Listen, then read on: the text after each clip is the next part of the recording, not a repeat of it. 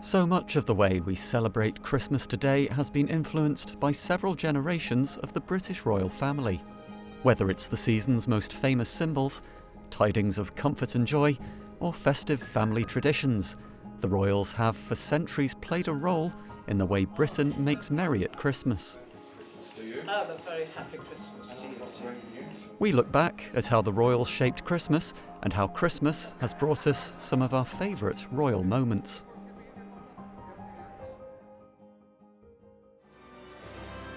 The springtime coronation of King Charles III may seem an unusual place for us to start this Yuletide sleigh ride, but the tradition of crowning the English, later British monarch at Westminster Abbey dates back almost 1,000 years.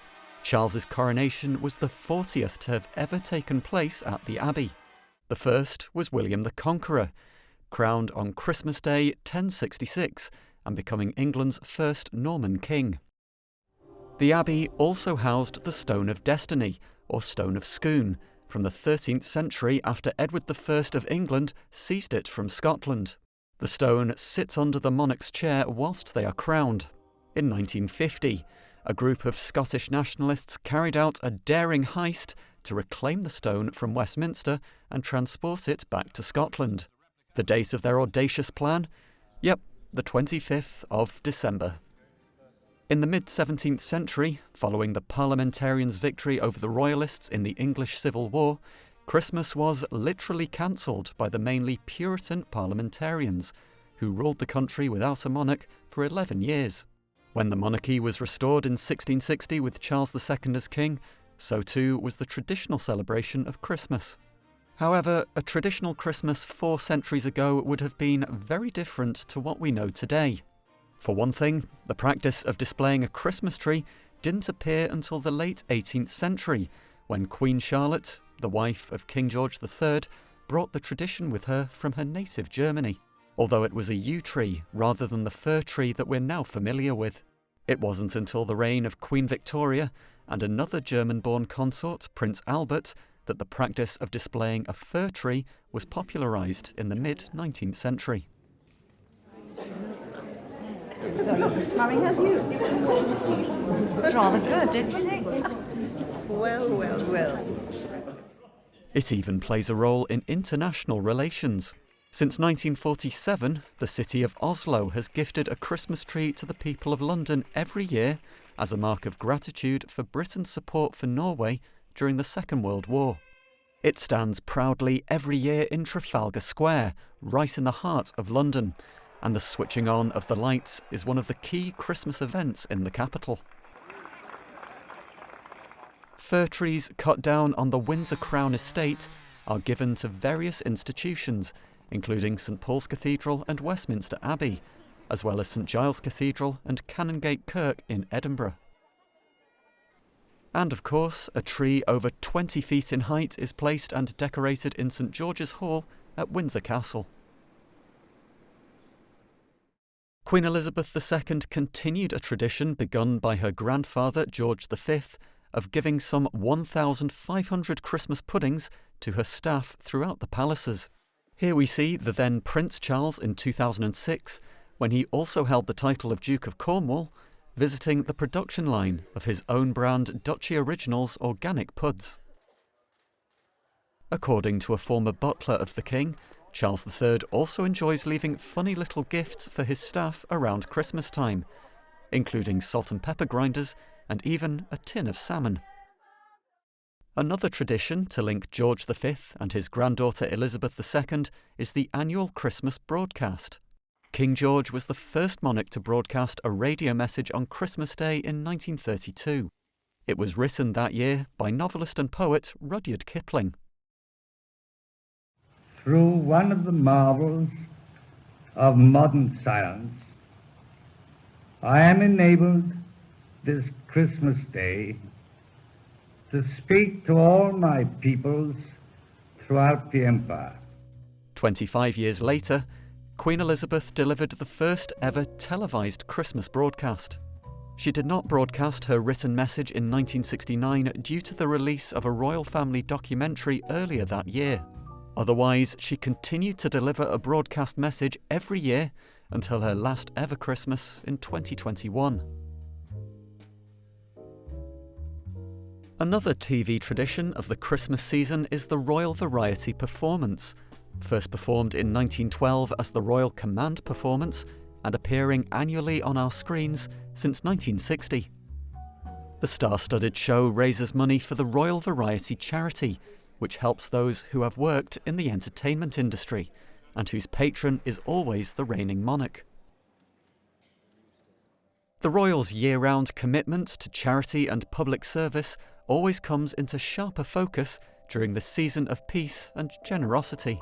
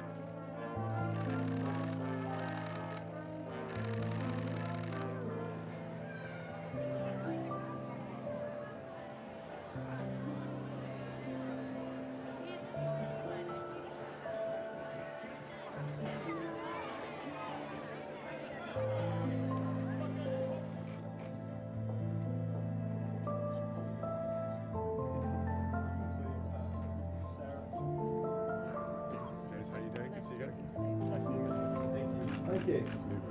Thank you very much.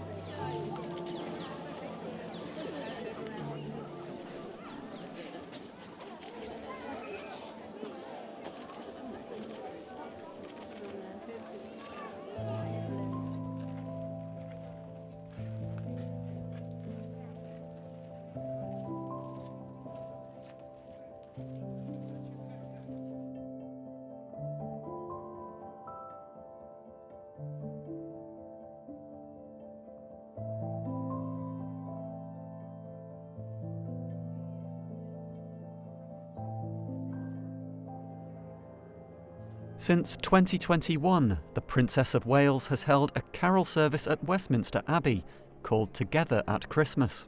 As well as bringing people together, the event celebrates people who have made a positive difference in their communities.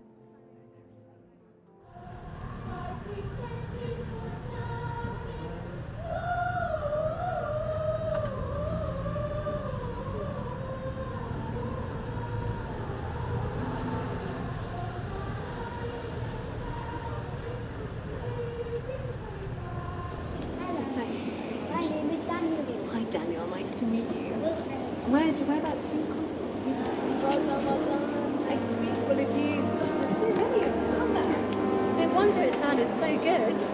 Nice to meet you. Hello. Very nice to meet you. Thank you very much for coming.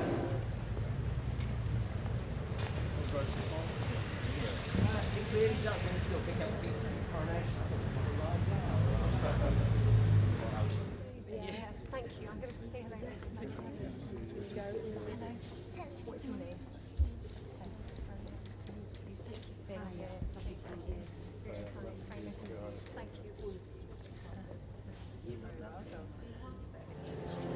That would be fun, wouldn't it? Because I love it too. So thank you so much for being with us. And is this your mum? Yeah. It's very nice to meet you. Yeah, it's so fantastic. Since becoming Duchess of Cornwall in 2005, and now as Queen, Camilla has invited children with life-shortening conditions to help decorate the Christmas tree at her Clarence House residence. The Queen is patron of Helen and Douglas House and Roald Dahl's marvellous children's charity, which care for seriously and terminally ill children.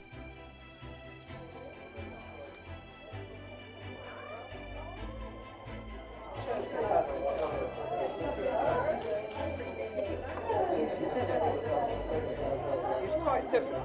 It's quite different with them. This is a rocking horse. It's rather apt to rock itself off. That's pretty cool, isn't it? It's a rocking.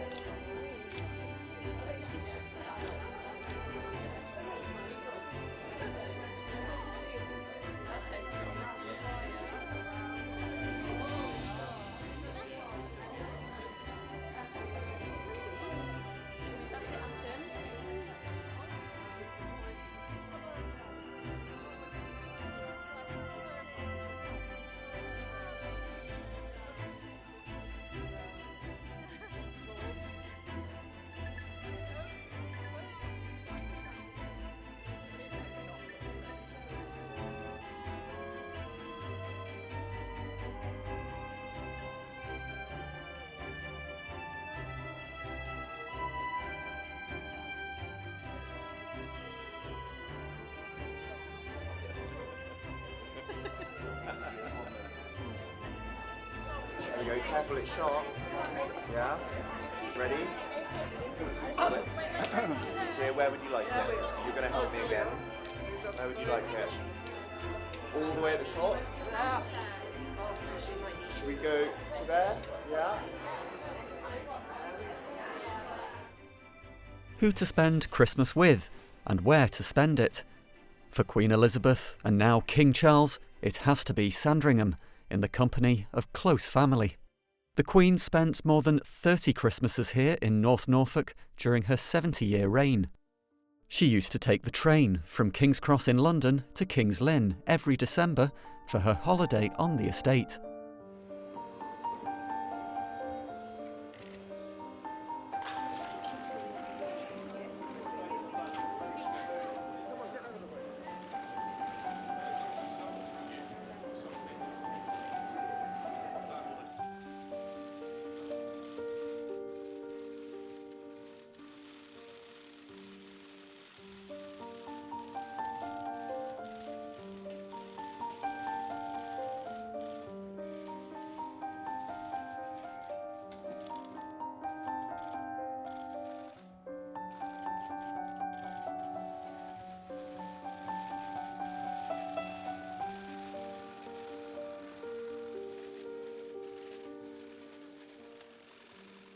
On Christmas Day in the morning, the extended family attend a church service.